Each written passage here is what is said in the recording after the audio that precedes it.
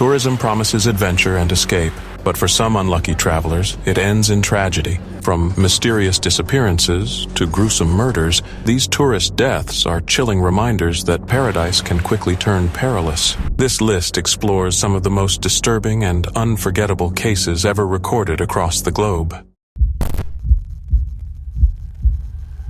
In 2013, the tragic death of Elisa Lam at Los Angeles' infamous Cecil Hotel captured global attention and became one of the most disturbing and mysterious cases involving a tourist. Elisa was a 21-year-old student from Vancouver, Canada, traveling alone through California. Intelligent, thoughtful, and active online, she documented much of her trip through blog posts and social media updates. On January 26th, she checked into the Cecil Hotel, an aging building in downtown LA with a notoriously dark past that included links to suicides, murders, and even serial killers. Elisa likely chose it for affordability, not knowing it would become the center of a mystery that would baffle investigators and haunt the internet for years. By February 1st, Elisa's family, who she had been calling daily, stopped hearing from her. Concerned, they reported her missing. The Los Angeles police department searched the hotel but initially found no sign of her. With no leads, they released a piece of elevator surveillance footage that became the most famous and disturbing aspect of the case. In the video, Elisa enters the elevator and begins pressing multiple buttons. Her behavior appears erratic as she peeks outside as if she's being followed, moves strangely, hides in the corner, and gestures in ways that many found unsettling. The elevator doors remain open far longer than normal, adding to the eerie nature of the footage. The video quickly went viral, sparking endless speculation. Some believed she was having a mental health episode. Others thought she was being stalked. Some viewers even suspected something supernatural at play. Internet users dissected every frame, generating theories that ranged from logical to bizarre. Some believed she was under the influence of drugs, although toxicology later ruled that out. Others thought she was interacting with someone just outside the camera's view. A few connected her behavior to urban legends, such as the so-called elevator game, which supposedly transports players to another realm. The case took a horrifying turn on February 19th, when guests at the hotel began complaining of low water pressure and strange-tasting water.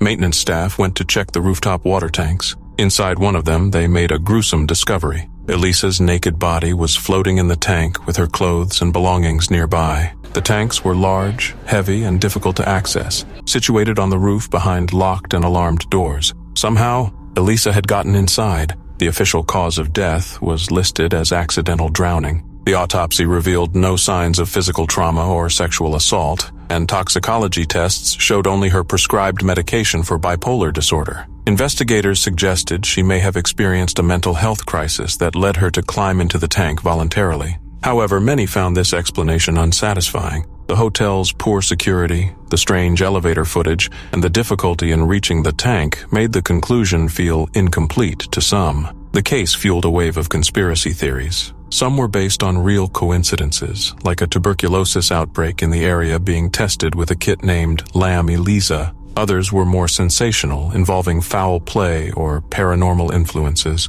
Though none of these were proven, they helped cement Elisa Lam's story as an internet obsession and modern urban legend. Her death also reignited public interest in the Cecil Hotel, which had long been associated with tragedy and crime. The hotel closed for renovations shortly after, and remains a symbol of the darker side of urban history. Elisa's story was later explored in Netflix's 2021 documentary Crime Scene, The Vanishing at the Cecil Hotel, where experts, internet users, and investigators tried to piece together what really happened. Though the official narrative points to a tragic accident linked to mental health, the case continues to raise uncomfortable questions and remains deeply unsettling to this day. In May 2005, Natalee Holloway, an 18-year-old honors student from Alabama, boarded a plane to Aruba with her high school classmates for what was meant to be a celebratory graduation trip filled with sun, surf, and a last hurrah before college. But what started as an exciting vacation quickly turned into one of the most baffling and heartbreaking missing person cases in modern memory. On the night of May 30th, Natalee was last seen leaving a popular nightclub called Carlos and Charlie's with 3 local young men. Joran van der Sloot, a 17-year-old Dutch student living in Aruba, and 2 brothers, Deepak and Satish Kalpo. It was supposed to be just another night of fun, but Natalee never returned to her hotel. The next morning, when her classmates prepared to fly home, Natalee was nowhere to be found. Her packed suitcase remained untouched, her passport still in the room, and no one had heard from her. That was when the nightmare began. The disappearance triggered a massive search effort across the island. Volunteers, locals, and even the FBI scoured beaches, drained ponds,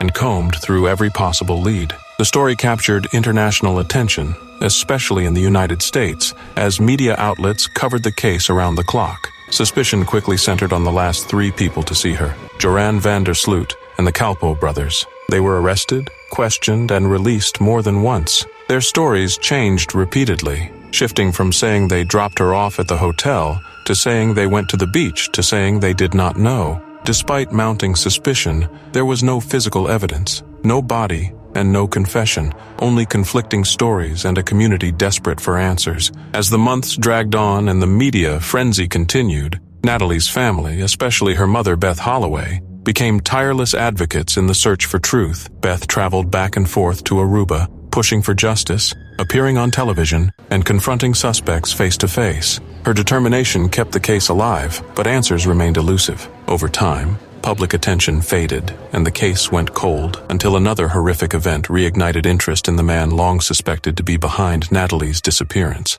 In 2010, 5 years after Natalee vanished, Joran van der Sloot was arrested again, but this time in Peru. He was charged with the brutal murder of a 21-year-old woman named Stephanie Flores, whom he killed in a hotel room just days after meeting her. The crime was shockingly similar in nature and timing, as it occurred exactly 5 years to the day after Natalee's disappearance. This time, there was evidence, a confession, and a conviction. Van der Sloot was sentenced to 28 years in prison in Peru, solidifying suspicions that he had likely been guilty all along in Natalee's case as well. But the final twist did not come until 2023. 18 years after Natalee was last seen alive, as part of a plea deal in a separate extortion case, where he had previously tried to scam Beth Holloway out of a large sum of money for false information about Natalee's remains, van der Sloot finally confessed to her murder. He admitted that after she rejected his advances on the beach, he violently attacked her with a cinder block and pushed her body into the ocean.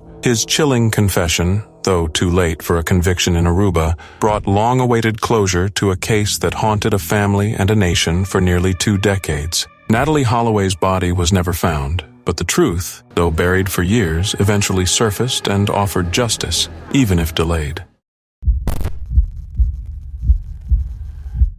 Australia in the early 1990s was a backpacker's paradise. Imagine it. Cheap hostels, long open roads, stunning beaches, kangaroos bouncing around like they owned the place. It was practically calling out to young adventurers. Many travelers, especially from Europe, couldn't resist the lure. But beneath that sunny postcard exterior was a dark tale unfolding in the shadows of Belanglo State Forest, a quiet, eerie patch of wilderness about 90 minutes south of Sydney. Between 1989 and 1993, 7 young backpackers vanished without a trace. These weren't people who just ghosted their friends for a bit of soul-searching. Something sinister was going on. The victims included German tourists Gabor Neugebauer and Anja Habschied, British backpackers Caroline Clark and Joanne Walters, and Australian travelers Deborah Everest, James Gibson, and Simone Schmidl. Their remains were found dumped in the forest, often covered with sticks or arranged in bizarre ways. The condition of the bodies told a truly horrifying story. Most were bound, stabbed repeatedly, and some were even shot in the head execution style. Caroline Clark had been shot 10 times in the skull. Anja Habschied was decapitated, and her head was never found. The brutality wasn't random. It was systematic, sadistic, and terrifyingly personal. Police were stumped for a while. The forest was massive, and the bodies were discovered months, sometimes years after the murders. The case didn't break until a very lucky and very brave man named Paul Onions came forward. In 1990, Onions had been hitchhiking near the area when a man picked him up, chatted casually, then suddenly pulled a gun. Paul bolted out of the car, ran for his life, and flagged down another car for help. The guy he escaped was Ivan Milat, but at the time, no one realized how big that tip would be. Fast forward to 1994. After linking Paul's story with new forensic evidence, police raided Milat's home and hit the creepy jackpot. Inside were weapons matching those used in the murders, camping gear and clothes belonging to victims, and even souvenir-style items. like he was keeping trophies. Not exactly the decor you'd want in a guest room. Milat was arrested and put on trial in 1996. He claimed innocence the whole way through, but let's be honest, he didn't stand a chance. The evidence was rock solid. He was convicted of all 7 murders and sentenced to life in prison, never to be released. But here's the truly chilling part. Police believe there may have been more victims, ones they never found. Even his own family suspected he wasn't working alone. Some thought one or more of his brothers may have helped, but only Ivan went down for the crimes, and he kept his secrets locked up tight, right until he died in prison in 2019 from cancer. The backpacker murders shook Australia to its core. Suddenly, hitchhiking didn't seem so carefree, and the wide-open outback felt a lot less safe. Belanglo State Forest became infamous, practically a no-go zone unless you were into true crime tourism. The case led to tighter missing person protocols, improved forensic databases, and a whole lot of people second-guessing roadside rides. While the horror of what happened can't be undone, the strength of survivors like Paul Onions and the relentless determination of investigators brought some measure of justice. And Ivan Milat left behind a legacy no one's proud of, and a forest that will forever carry the echoes of his terrible crimes. Gabby Petito's story started like something straight out of a millennial travel vlog. A young couple, a white van, and the open road. Gabby, a 22-year-old aspiring travel influencer, and her fiancé, Brian Laundrie, set off in July 2021 to document their cross-country road trip through the lens of van life. They shared pictures of sweeping landscapes, national parks, and smiling selfies. Everything seemed picture-perfect. But as the internet would soon learn, Instagram rarely shows the full story. As the couple journeyed westward, cracks began to show. In August, police in Moab, Utah were called after a bystander saw them arguing. Officers' body cam footage later revealed a tearful Gabby and a scratched-up Brian, with Gabby visibly distressed. The incident was labeled as a mental health crisis and no charges were filed. But looking back, it was a chilling moment that hinted at something much deeper. Fast forward to early September. Brian returned home to Florida. Alone, no Gabby, no explanation. Just a silent man back at his parents' house while Gabby's family anxiously waited for any word from her. When they hadn't heard from her in days, they reported her missing on September 11th, 2021, and the mystery exploded into national headlines. Where was Gabby? Why wasn't Brian talking? Why was he lawyering up and refusing to help? Social media detectives sprang into action, picking apart every post, every video, every detail of their trip. Meanwhile, the Laundrie family kept their lips sealed, fueling public suspicion. Then, on September 19th, the worst was confirmed. Gabby's remains were found in Grand Teton National Park, Wyoming. She had been strangled to death, and the coroner estimated she had died around late August. The heartbreak was immense. This wasn't just a missing person case anymore. It was a homicide. And Brian? He'd vanished into thin air just days before Gabby's body was discovered. A full-on manhunt began, stretching across swamps, trails, and forests in Florida. For weeks, nothing. Just theories, sightings, and a growing sense of frustration. Then, on October 20th, skeletal remains were found in a nature preserve near Brian's home, along with a dry bag that held a notebook. DNA confirmed it was Brian, and the notebook contained what authorities called a written confession. He admitted to killing Gabby. The case, in a legal sense, was closed, but emotionally, far from it. The nation had become deeply invested, not just in the mystery, but in the heartbreak of Gabby's family and the signs that were missed along the way. The story sparked bigger conversations about domestic violence, toxic relationships, and how often victims are overlooked even when signs are right in front of us. It also brought up serious discussions about media bias and why some missing people get national attention while others do not. The term missing white woman syndrome re-entered the conversation, highlighting the disparity in coverage depending on race, gender, and socioeconomic status. Gabby's legacy, however, didn't end with the tragedy. Her family started the Gabby Petito Foundation, dedicated to helping other families of missing persons and raising awareness for domestic violence. Her name became a symbol, not of van life romance, but of how quickly something that looks perfect can turn deadly behind closed doors. It reminded the world to look closer, ask harder questions, and speak up when something feels wrong. Gabby Petito wasn't just another headline. She was a daughter, a sister, a creative spirit with a bright future. And her story, as heartbreaking as it is, lit a fire that continues to push for justice, awareness, and change.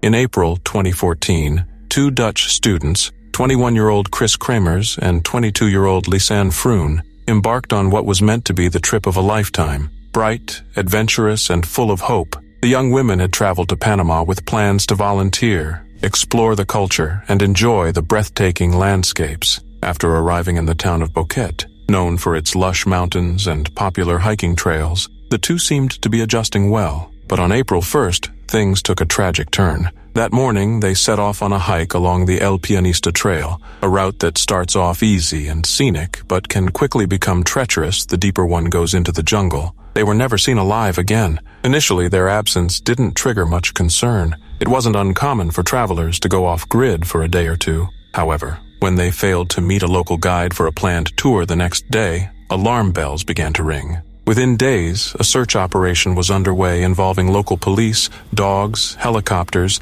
and even Dutch authorities who flew in to assist. Despite extensive efforts, no trace of the girls was found. It wasn't until 10 weeks later that a breakthrough came, but it only deepened the mystery. A local woman found a backpack near a riverbank. Inside were some strange clues: both Lisanne's and Chris's phones, a camera, sunglasses, a water bottle, and 2 bras, all surprisingly well preserved despite the wet environment. The phone data was chilling. The women had attempted to call emergency services 112, Dutch, and 911, Panamanian, starting just hours after they left for the hike. Multiple attempts were made over several days, but there was no signal. The final successful interaction with a phone was April 11th, 10 days after their disappearance. After that, the phones stopped working altogether. As investigators reviewed the camera's memory card, things got even stranger. There were over 90 photos taken after the time they were believed to be lost. Many of them were snapped at night, showing nothing but darkness or vague images of jungle foliage, tree branches, and rocks.